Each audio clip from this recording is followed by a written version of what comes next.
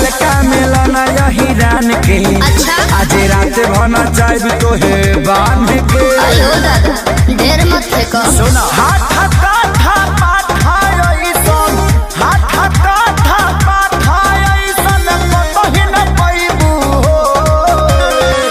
नाच के नलतीनी कहा बात के जाइबू कहियो ना कहियो जानो जी के छाछ मयाइबू।